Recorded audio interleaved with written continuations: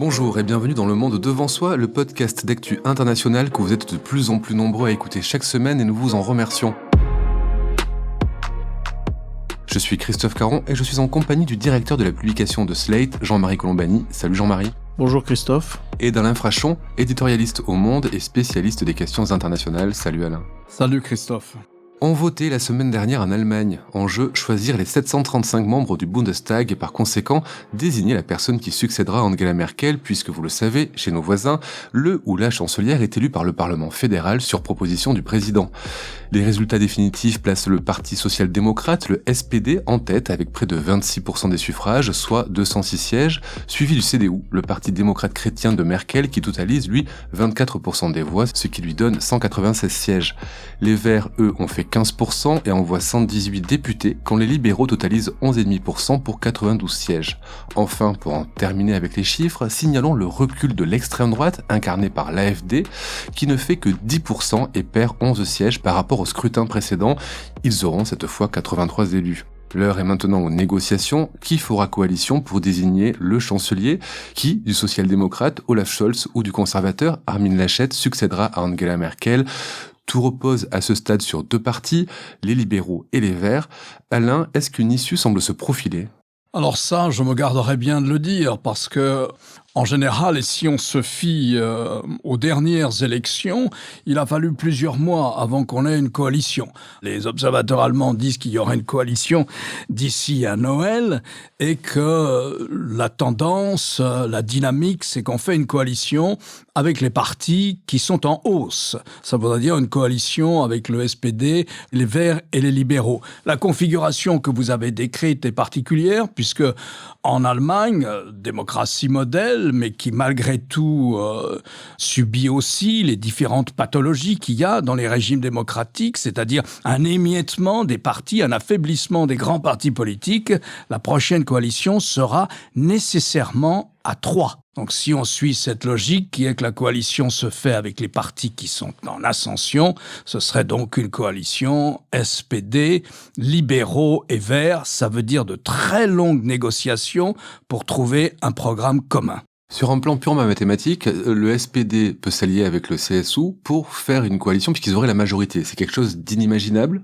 C'est sûrement pas inimaginable, puisque c'est la solution à laquelle qu'on a souvent vu, mise en œuvre. Mais là, il y a une lassitude de la grande coalition. Il y a une lassitude de la grande coalition et d'une certaine manière, c'est la CDU qui en paye le prix de cette lassitude. La CDU fait un très mauvais score, un de ses plus mauvais scores historiques.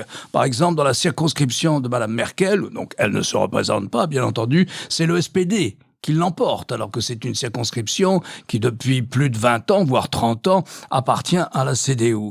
Et donc, je crois que c'est ce dont ne veulent pas les électeurs allemands. Jean-Marie. Non, ce qui est nouveau dans la situation actuelle, c'est d'abord que le leader de la CDU, qui a été sèchement battu et nettement battu, a la prétention de pouvoir constituer une coalition, au point d'ailleurs d'obliger ou de conduire Angela Merkel à féliciter le leader du Parti socialiste, du SPD, pour sa victoire. Donc on s'est demandé un instant si le leader qui voulait lui succéder n'était pas atteint d'un syndrome trumpiste, voulant prétendre à la victoire, alors même qu'il était le principal vaincu des élections. Oui, parce qu'il a mis beaucoup de temps à reconnaître la victoire d'Olaf Scholz. Absolument. Et il l'a fait du bout des lèvres. Et il l'a fait du bout des lèvres parce qu'il voulait essayer lui-même de faire sa propre coalition. L'élément fondamentalement nouveau dans la situation politique allemande aujourd'hui, en dehors du fait que moi je suis très admiratif d'un pays qui est capable de faire baisser l'extrême droite. Et donc j'aimerais bien qu'ils nous donnent leur recette pour baisser l'extrême droite, alors que tout le monde considérait que l'AfD était installée pour longtemps et dans une trajectoire qui inévitablement la conduirait plus haut. Ça n'a pas été le cas, c'est une bénédiction en effet, et j'aimerais bien connaître encore une fois leur recette. Mais l'élément fondamentalement nouveau de la situation actuelle, c'est que les deux petits, entre guillemets, partis que sont les Verts et les libéraux se concertent. Ils se concertent, ils vont chercher ensemble, et ils cherchent ensemble des points d'accord, Et une fois qu'ils auront trouvé ces points d'accord, donc de facto un programme de gouvernement, ils iront voir le SPD qui sera un petit peu, Olaf Scholz sera un petit peu pieds et poings liés s'il veut une coalition avec eux par l'entente de ces deux partis. Et donc ça, c'est une situation tout à fait nouvelle parce que d'habitude, le parti qui arrive en tête conduit la négociation de la coalition et la conduit au fond à ses conditions. Chacun essayant de se rapprocher, mais malgré tout, il y a un leadership dans la discussion. Or là, ce sont les deux partis qui sont sollicités pour cette coalition, qui s'entendent d'abord, essaient de se mettre d'accord, et ils devraient pouvoir y arriver. Et puis ils arrivent avec le paquet tout ficelé devant Olaf Scholz qui n'aura plus qu'à l'entériner ou non. Avec quelle marge, je ne sais pas. En tout état de cause, les choses prennent du temps en Allemagne et prendront du temps parce que quand ils écrivent un programme de gouvernement, ils l'écrivent dans le détail. Et donc ça prend un temps infini de tout écrire et ensuite ils l'appliquent. Il faut ce temps-là de la négociation et de la discussion. C'est totalement contraire à nos mœurs politiques françaises. Mais justement, c'est une question que j'allais vous poser. Imaginez les libéraux et les Verts allemands se réunir et travailler ensemble. C'est comme en France, imaginez Europe Écologie Les Verts travailler avec ce qui pouvait être avant l'UDF. Vu d'ici, ça paraît complètement incongru. Oui, mais pas en Allemagne. Alors c'est vrai qu'au départ, en Allemagne, on a des libéraux qui étaient avant un parti fer de lance de l'ancrage européen de l'Allemagne et qui a glissé à l'inverse vers l'euroscepticisme, alors que les Verts sont restés ancrés en Europe et ont une doctrine et une fidélité à l'ambition européenne qui est intacte. Et donc il va falloir, ne serait-ce que sur ce point central, qu'ils se rapprochent, même si les libéraux ont déjà donné des signes d'évolution dans ce domaine, notamment lors de la rencontre qui avait eu lieu entre Emmanuel Macron et le leader des libéraux, puisque Emmanuel Macron a consulté tous les leaders allemands avant les élections. Alors en France, vous dites les Verts et l'UDF, ça peut ne pas être impossible. En revanche, les Verts et les Républicains, oui, ça paraîtrait totalement, absolument rédhibitoire, enfin... Quand on regarde les reports de voix, on voit qu'il y a beaucoup d'anciens électeurs du CDU qui sont allés vers le SPD. Alain, est-ce que c'est une histoire de programme qui a joué dans ce vote ou une question de personne? Parce qu'on a l'impression quand même que les deux, Olaf Scholz et Armin Laschet, portaient à peu près les mêmes valeurs et qu'il y en a un qui était plus apprécié que l'autre de l'électorat allemand. Si on regarde les sondages, encore une fois, Olaf Scholz, le vice-chancelier, donc le leader du SPD, 63% des Allemands souhaitent qu'il soit le prochain chancelier. Armin Laschet, qui a fait une très mauvaise campagne, 23% seulement des Allemands souhaitent qu'il devienne le chef du gouvernement. Donc, on voit déjà ça. Oui, c'est aussi une affaire programmatique, parce que le SPD, que l'on disait subir le même genre de déliquescence que certains partis sociaux-démocrates en Europe de l'Ouest, encore que aucun parti social-démocrate d'Europe de l'Ouest ne subit la déliquescence qui est celle du Parti socialiste français. Mais c'est possible que sans renier ses valeurs, oui, le SPD, bizarrement, la CDU avec Madame Merkel est allée au centre-gauche bien souvent. Sur la politique de la famille, sur le mariage pour tous. Je ne parle même pas de ce que représente pour la CDU le fait que, en situation de crise comme celle de la pandémie, on envoie promener les règles des normes budgétaires allemandes et européennes. Elle a déplacé le parti vers la gauche. Et c'est peut-être ça que paye le parti, d'ailleurs. Mais regardez, c'est plus compliqué que ça. Il semble qu'il y a une maturité programmatique qui s'installe en Allemagne, parce que nous ne l'avons pas dit encore. Mais il y a un parti qui s'est effondré et qui tenait. Jusque-là, c'est 10%, c'est 8 à 9 à 10%. Enfin, toujours au-dessus des 5% nécessaires pour être représenté au Parlement. Ne l'oublions pas, grosse différence avec la France, c'est la proportionnelle. Ce parti, c'est Die Linke. Die Linke, qui était une scission du SPD, scission qui s'est faite sur la gauche, reprochant au FPD de s'ancrer dans une social-démocratie traditionnelle, alors qu'il aurait fallu aller, après la réunification d'Allemagne, vers un programme beaucoup plus à gauche. Ce parti s'effondre. Si vous voulez, ça s'effondre à l'extrême droite, et ça s'effondre à la gauche de la gauche. Donc je ne sais pas comment on appelle ça, une sorte de maturité démocratique, mais en miroir, il est évident que nous, avec notre guerre civile permanente, cela paraît étonnant. Autre petite caractéristique aussi, vous me dites c'est une question de programme, et les deux programmes ne sont pas si éloignés, sans doute. Mais regardez, ce qui est sur la table, c'est quoi?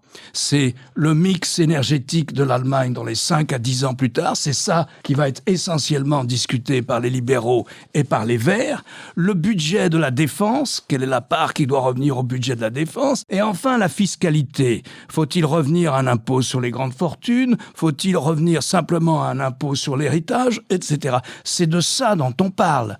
Et il y a un sujet qui n'est pas sur la table en Allemagne. Alors que dans ce pays, 1 habitant sur 4 vient de l'immigration. Il y a un sujet qui n'est pas sur la table. C'est celui de l'identité, enfin, ce que nous appelons l'identité. Oui, et c'est une des grandes différences avec la France, en effet, parce qu'ils ont plus de maturité, probablement. En tout cas, le choc qui était attendu par certains au bénéfice de l'extrême droite, après l'acceptation ou l'accueil, sous la direction d'Angela Merkel, du fameux million de réfugiés venant de Syrie, n'a pas provoqué de tremblement de terre politique en Allemagne, contrairement aux espoirs de l'extrême droite, et au contraire a été parfaitement digéré par la société allemande, accepté, et s'est finalement porté au crédit de ceux qui ont gouverné. Juste un petit mot en arrière, parce que moi j'étais assez persuadé, sans forfanterie aucune, du succès possible d'Olaf Scholz, parce qu'il était vice-chancelier et qu'il était au fond le continuateur naturel d'Angela Merkel, d'une certaine façon, alors que celui qui avait été désigné par la CDU pour succéder à Angela Merkel n'avait pas d'accroche ni de proximité. Scholz était le vice-chancelier, donc d'une certaine façon, il a pu hériter d'une part positive de l'héritage de la grande coalition, c'est-à-dire chrétien-démocrate socialiste, qui a dirigé l'Allemagne pendant toutes ces années. Plus, il parle un langage que les gens comprennent, puisqu'il dit que face aux difficultés actuelles, il faut taxer les riches, en gros, quoi. Et donc ça, c'est un mot d'ordre qui, de toute façon, ne convient pas seulement à la gauche, mais convient, comme en France d'ailleurs, à une écrasante majorité de personnes. Oui, effectivement, pendant la campagne, c'était Olaf Scholz qui apparaissait comme le successeur naturel de Merkel. Et justement, est-ce qu'Angela Merkel, elle peut peser dans cette constitution d'une coalition? Est-ce qu'elle peut manœuvrer? Est-ce qu'elle peut faire quelque chose? Déjà, elle s'est refusée véritablement à participer à la campagne, puisqu'elle s'en allait. Donc elle était extrêmement réticente à participer à la campagne. Et elle ne l'a fait un tout petit peu qu'à la fin, pour essayer de sauver Armin Laschet, qui, à la suite d'une série de gaffes, n'a cessé de perdre en popularité. Et donc la tradition, je pense qu'elle la respectera d'autant plus maintenant, c'est que non, elle ne participe pas aux négociations entre partis, puisque ça se passe entre partis. Le gouvernement est intérimaire, il assure les affaires courantes, mais c'est entre chefs de parti. Elle n'est plus chef de parti. Les chancelières intérimaires. Donc, il y a peu de chances qu'elle pèse d'un côté ou de l'autre dans cette négociation. Et Die Linke comme l'AfD ne sont jamais mentionnés pour des alliances possibles. Il y a un cordon sanitaire qui est fait en Allemagne avec l'AfD. Avec l'AfD, oui, mais avec la Die Linke, pas nécessairement, parce qu'une partie du SPD n'aurait pas rechigné à s'allier avec Die Linke. Dans certains Länder, d'ailleurs. Dans certains Länder. Et c'est vrai que... Alors, les Länder, c'est des exemples dans tous les sens, parce que vous avez des Länder où vous avez une alliance socialiste vert, et des Länder où vous avez une alliance chrétien-démocrate vert. Donc, tous les types de coalitions sont expérimentés localement. Donc, il n'y a pas un modèle plutôt qu'un autre. Là, il y a simplement le résultat des urnes. Et le résultat des urnes, en effet, conduit à mettre de côté pour le moment la CDU. Ça, c'est absolument clair. Juste aussi un petit mot sur le leader social-démocrate. On disait, puisque Alain y a fait référence tout à l'heure, que tous les partis sociaux-démocrates sont en crise. Et à un moment, il y a quelque temps, on considérait que le SPD n'était pas loin d'être pas rayé de la carte, mais enfin s'approchait de la zone des 10% plutôt que de la zone des 20%. Et puis voilà que tout d'un coup, il gagne les élections, il arrive en tête des élections. On néglige le fait que par les temps qui courent, aujourd'hui, l'incarnation est quelque chose d'essentiel. Et donc, Olaf Scholz, par sa personnalité et la façon dont il a pu incarner les idéaux qui sont les idéaux de toujours de la social-démocratie, a rétabli une situation qui, vue d'ici, vue de France en tout cas, paraissait perdue parce qu'on faisait l'analogie avec le Parti socialiste français. Et donc, ça donne espoir pour la suite, même si on constate que dans le Parti socialiste français aujourd'hui, il n'y a personne, absolument personne, qui puisse revendiquer ce rôle d'incarnation qui est essentiel au fond à la renaissance d'un parti. C'est un phénomène étrange, mais c'est un phénomène réel, je pense, qui pèse sur la gauche française et qui a permis à l'inverse à la gauche allemande de se redresser dans un délai extrêmement rapide, puisque la percée et la progression du SPD a pris 6-8 mois, mais guère plus. Donc ça, c'est un phénomène aussi tout à fait notable. On note aussi dans l'examen des résultats que l'extrême droite recule partout, sauf auprès des jeunes où elle a pris 2 points. En France aussi, on a ce phénomène de succès de l'extrême droite sur ces classes d'âge. Comment est-ce que vous pourriez l'expliquer ? Ça, je ne sais pas l'expliquer, mais c'est vrai que c'est le phénomène un peu inquiétant de ces résultats. C'est vrai qu'en Allemagne, les retraités votent plutôt, les personnes au-delà de, je ne sais pas, 45-50 ans votent plutôt pour les partis de gouvernement, et que les extrêmes sont plutôt nourris par les jeunes. Et en France, c'est vrai aussi que les scores de Marine Le Pen dans la catégorie d'âge la plus jeune, c'est-à-dire 25-35 ans, est plus fort que les autres familles politiques. Donc, comment l'expliquer ? Je ne sais pas. En tout cas, c'est excessivement inquiétant parce que ça veut dire qu'une part de ces générations-là n'ont pas les mêmes points de repère et n'ont pas les mêmes réflexes, ou les mêmes réflexes salutaires d'ailleurs, face à ce genre de parti. On le voit par exemple dans la percée aussi en France d'Éric Zemmour, qui se nourrit beaucoup d'un électorat plus jeune que les autres catégories d'âge. Donc c'est très inquiétant, ça voudrait dire qu'il y a une génération qui n'a pas le sens de l'histoire ou de souvenirs historiques, alors que même que ces familles-là, les extrêmes, l'extrême droite notamment, parlent beaucoup d'histoire précisément. Et donc c'est un gouffre comme ça qui peut s'ouvrir sous nos pieds, parce que cette génération-là va grandir et va probablement accéder aux commandes à un moment ou à un autre. Est-ce qu'elle accédera aux commandes en continuant à voter pour les extrêmes, pour l'extrême droite ? Ça, je ne sais pas. Mais en tout cas, c'est le point noir de ces scrutins et de ces suffrages dans nos pays, en tout cas.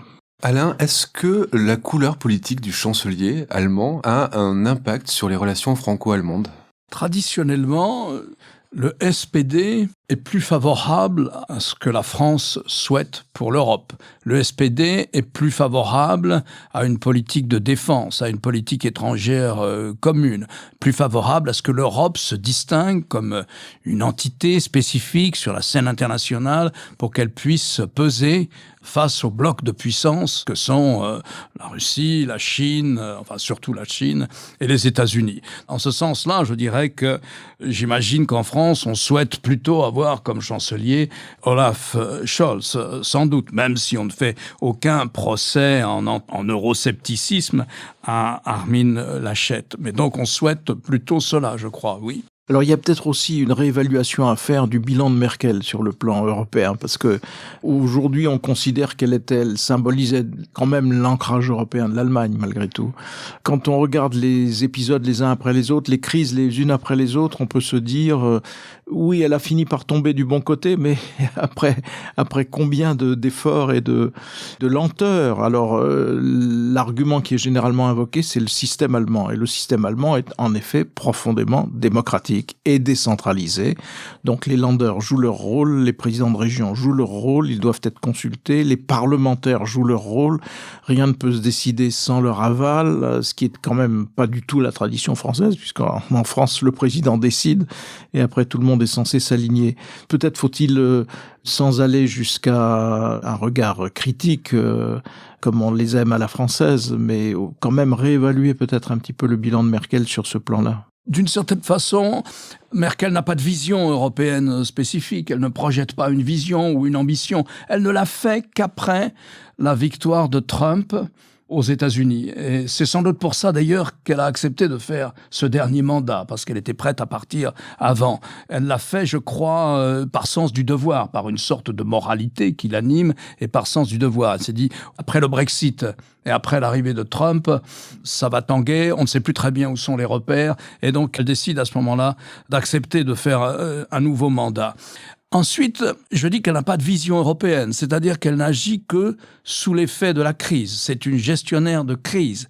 Le président Sarkozy met longtemps à la convaincre. Le président Hollande met longtemps à la convaincre qu'il ne faut pas laisser la Grèce sortir de la zone euro, par exemple. Le président Macron met longtemps à la convaincre que la pandémie suppose de voter une sorte de budget exceptionnel de relance financé par l'emprunt du même type que celui que nous avons eu à la suite de la crise financière de 2008. Donc ce n'est pas une vision, elle réagit à des crises. Elle réagit à des crises. De même, ce n'est pas au nom de l'Europe qu'elle laisse les frontières ouvertes en 2015, c'est au nom de sa propre morale. Et ce n'est qu'ensuite que les Européens se trouvent d'ailleurs face à ce fait accompli. Même si on regarde vraiment cette séquence dans les faits, on voit mal ce qu'elle aurait pu faire d'autre. Donc, d'une certaine façon, ces faits se sont imposés à elle. Mais c'est elle aussi qui, toute seule, va voir le président turc Erdogan pour négocier l'accord pour que la Turquie soit une sorte de sas et un point de fixation des émigrés en provenance de Syrie. Ce n'est jamais l'Europe qui est mise en avant. Elle a préservé l'Europe. Je dirais qu'elle a porté tort à l'Europe, d'une certaine manière, puisqu'on dit toujours que, vous savez, les critères de Maastricht, qui sont ceux qui s'imposent à la zone euro, d'avoir un déficit des finances publiques qui ne soit pas supérieur à 3% de la richesse nationale. Et de même, une dette nationale accumulée qui ne soit pas supérieure à 60% de la richesse nationale. Mais il y a aussi, alors ce n'est pas obligatoire, mais comme orientation générale, de ne pas avoir une balance commerciale, c'est-à-dire un excédent commercial supérieur, je crois, à 7% ou 8% de votre richesse nationale. Les Allemands sont bien au-delà. Les années Merkel sont des années d'explosion de la balance commerciale allemande, ce qui déséquilibre toute une partie de l'Union européenne et de la zone euro. En ce sens aussi, son bilan européen n'est pas formidable. Et les présidents français n'ont pas cessé de lui dire « Écoutez, vous avez un sous-investissement en infrastructures collectives ». Et il faut investir en infrastructure, souhaitant de cette manière qu'un certain nombre de marchés publics reviennent à des compagnies étrangères. Eh bien, elle ne l'a pas fait.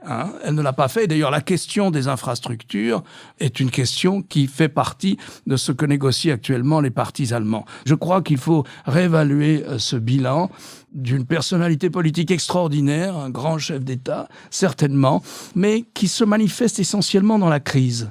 Pas dans la vision, pas dans l'ambition générale, sinon de faire de l'Allemagne le pays incroyablement prospère qu'elle a été durant toutes les années Merkel. Et la hantise française, avant ces élections, et plus encore maintenant qu'une coalition va se constituer, c'est de savoir si le nouveau gouvernement allemand va ou non enfourcher le cheval de bataille habituel des dirigeants allemands, c'est-à-dire revenir le plus vite possible au sacro-saint équilibre et notamment aux fameux critères de Maastricht qui ont volé en éclats avec évidemment la pandémie. Et notamment, on pourrait remettre en cause les plans de relance européens qui ont été si difficiles à obtenir et qui sont lancés maintenant, etc. Et en fait, je pense qu'il n'y aura pas ce genre de difficulté parce que le fameux plan de relance en question s'étale sur 7 ans, c'est-à-dire va très au-delà de la législature qui s'ouvre. Et donc, ce sera un problème pour l'autre législature et pas pour les gouvernements actuels. Donc, ça fait une difficulté de moins à vaincre, en quelque sorte. Et pour le reste, je pense que tout le monde est au fond dans le même bateau sur la gestion de la pandémie et que donc s'imposera de toute façon une doctrine commune une fois que les choses reviendront ou devront tendre à nouveau vers l'équilibre. Mais on va avoir en même temps de nouveaux problèmes. Le nouveau problème qui est naissant, c'est le retour de l'inflation, donc et ainsi de suite. On verra. L'important, c'est qu'on a quand même avec Olaf Scholz quelqu'un qui est un Européen convaincu. Pour le coup, Angela Merkel a dû faire sa conversion. Elle venait de l'Est, elle ne savait pas trop ce qu'était l'Union européenne, elle connaissait l'univers soviétique, mais pas du tout l'univers de l'Europe de l'Ouest. Scholz est au contraire un Européen convaincu et les Verts le sont tout autant. Donc je pense que ce sont quand même des garanties suffisantes à ce stade en tout cas. Pour terminer un tout petit peu de droit constitutionnel, ce système allemand, il a un défaut, on l'a vu, c'est celui de la lenteur de la désignation du chancelier, on en a pour des semaines, mais quand on voit quand même ces partis discuter, échanger, faire un programme commun qu'ils vont appliquer, tout ça c'est structurel, c'est lié à la proportionnelle, au mode de désignation du chancelier. Est-ce que il n'y a pas dans ce système-là une approche constructive de la politique qui nous fait envie et qui démode un petit peu notre 5e République? Enfin, c'est sûrement en effet quelque chose qui est en tout cas digne d'éloge, parce que c'est vrai que c'est une structure très démocratique et que la représentation est meilleure évidemment qu'en France, puisqu'en France avec le scrutin majoritaire, quand vous êtes dans la majorité, vous soutenez le président quoi qu'il arrive, et quand vous êtes dans l'opposition, vous êtes censé le combattre aussi quoi qu'il arrive, et donc ça empêche le compromis, ça empêche les coalitions, ça empêche tout cela. La vie politique allemande repose quand même sur la vie des partis. La Ve République a été construite par De Gaulle contre les partis.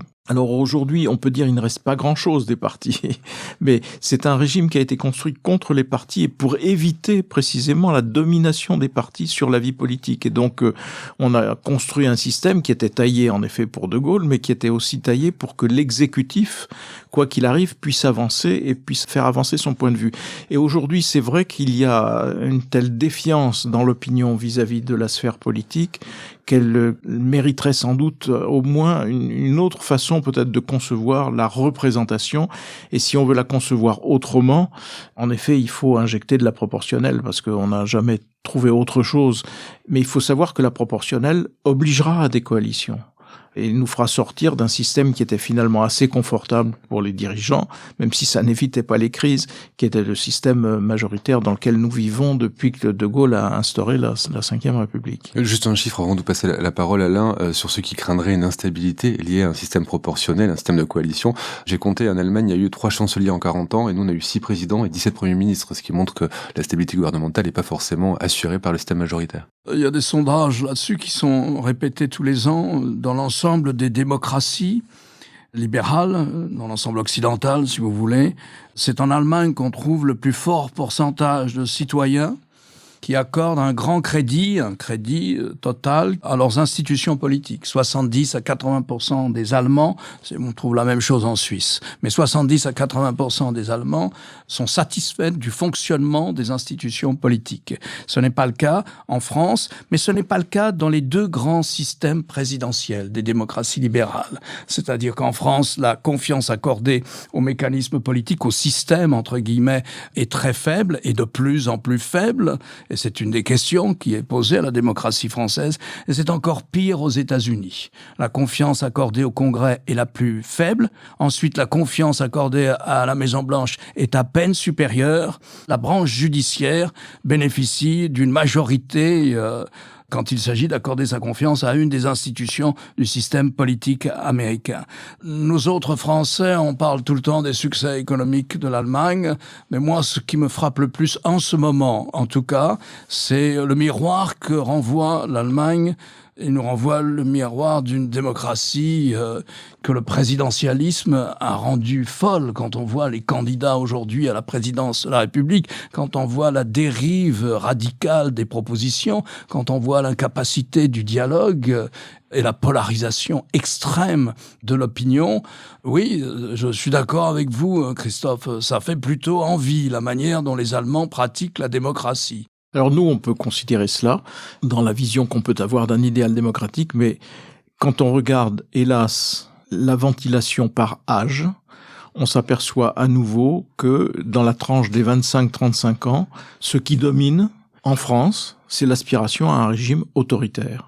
Donc une raison de plus de s'inquiéter et de voir que l'idéal démocratique, il n'est pas partagé par tout le monde en France et qu'au contraire, monte en France une aspiration à un régime qui s'éloignerait de la démocratie classique ou qui deviendrait, comme on dit maintenant, illibéral, c'est-à-dire à la façon de Viktor Orban ou d'autres, alors que on devrait tendre à une démocratie qui fonctionne mieux. Et puis on a eu un président de la République, Emmanuel Macron, qui a volontairement mis de côté tous les corps intermédiaires. Alors une démocratie normalement constituée, elle fonctionne à partir des corps intermédiaires, c'est-à-dire les syndicats, les partis, les associations. Le tissu associatif français est très puissant. Il est peut-être peu intégré dans les réflexions du pouvoir. Ne parlons pas des échelons intermédiaires, régions et départements qui ont été totalement squeezés, si j'ose dire. Donc voilà, c'est au tort partagé et avec cette inquiétude qui monte et qui imprègne aujourd'hui une catégorie d'âge qui est celle qui est appelée à prendre les commandes dans 5 ans peut-être ou dans 10 ans. Et ça s'agira peut-être en vieillissant, qui sait. Merci Alain, je rappelle votre chronique chaque jeudi dans Le Monde et sur lemonde.fr. Merci Jean-Marie, je rappelle quant à vous votre participation à l'émission politique chaque jeudi aussi sur France 24.